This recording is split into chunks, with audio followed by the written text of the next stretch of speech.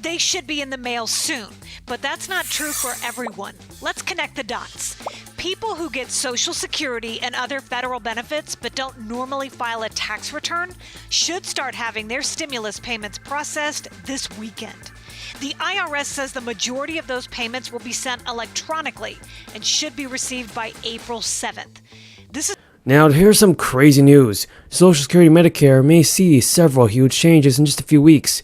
Democrats are warning that millions of Americans may see a benefit decrease too, and this includes Social Security beneficiaries. Now, friends, the midterm elections will give voters an opportunity to decide which party controls the House and the Senate. In recent days, Democrats have been turning up the heat on the idea that the results may also shape the future of two governments. And now, at the event, Biden also proposed and touted the recent passage of the Inflation Reduction Act. He said it will curb Medicare prescription costs for seniors, and that the bill gives Medicare the ability to negotiate prices for certain high prescriptions. It also caps insulin, everybody, at $35 a month under Medicare Part D and limits out-of-pocket prescription costs under Part D to $2,000 a month, among other changes. And Biden also warned that Republican opposition can actually lead the party to stop those changes if they win control on election day. He also pointed to impending risk to Social Security based on plans floated by certain Republican lawmakers like Rick Scott and Ron Johnson. During the event, Biden held a pamphlet of Rick Scott's plans. He wants to cancel Social Security. That's what Biden said about Rick. And it goes out of existence if Congress doesn't keep vote on it. That's what Biden said as well. So outrageous, you might not even believe it. According to President Biden, Senator Ron Johnson's proposal is even stricter, and it calls for the programs to be revisited annually. Republicans may raise the retirement age for Social Security and shrink benefits. These threats to Social Security, Medicare, have led to a heated campaign season as advocates work to defend the program. And president of the Social Works and Political Action Committee has attended at least 45 in-person events for 35 campaigns this season. Now, before Social Security was even created, more than 50% of seniors lived in poverty. And before that, Medicare was passed, and more than 35% of seniors had actually incomes below the poverty line. So the latest Social Security's Trustees report just shows the program is on a 13-year runaway. Just for how long it can continue to pay full benefits, it's not necessarily prompting the attention to the program in this election. Polls also show Americans are just worried about whether benefits will be even there for them when they need them the most. Changes to shore up the program may include benefit cuts, tax increases, or a combo of both.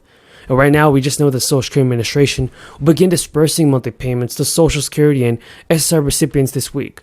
Starting in January, you'll get a benefit increase in your check, and that just starts in December for SSI recipients. The Social Security Administration has a strict schedule that it follows when sending out monthly payments.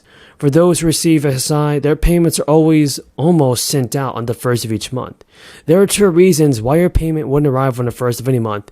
And if the regular payment date falls on a holiday or weekend, then in January, the first of the month falls on a holiday and a weekend. So when this happens, the administration just sends its check on the nearest business day. So don't worry about that, folks, because we know that President Biden will send out more stimulus payments, and hopefully more people can get the stimulus checks that they need. What I can't do is I can't guarantee that we're going to be able to get rid of inflation, but I do think we can. We've already brought down the price of gasoline about $1.20 a gallon across the board, and I think that the oil companies are really doing the nation a real disservice. Six of them made over $100 billion in the last quarter in profit. $100 billion. In the past, if they had done the two things that they have done before, one, invest in more refineries and producing more product, and or passing on the rebates to the gas stations, they sell the oil at a cheaper rate than they are selling it now, not taking advantage, and that lowers. The new bill will seek to lessen the strain on people collecting Social Security by boosting each recipient's monthly check by $200. That's an annual increase of $2,400. Now, Martha Sheehan, president of the National Association of Registered Social Security Analysts, told reporters that many seniors will rely on Social Security for the majority, if not all of their income. $200 a month can make a significant difference for many people. And the average monthly Social Security check is about $1,658, so a $200 increase would represent a 12% boost. The bill would also make several additional changes to the program, including resting the program's funding by applying the Social Security payroll tax on all income above $250,000. Currently, earnings above $147,000 are not subject to the Social Security tax.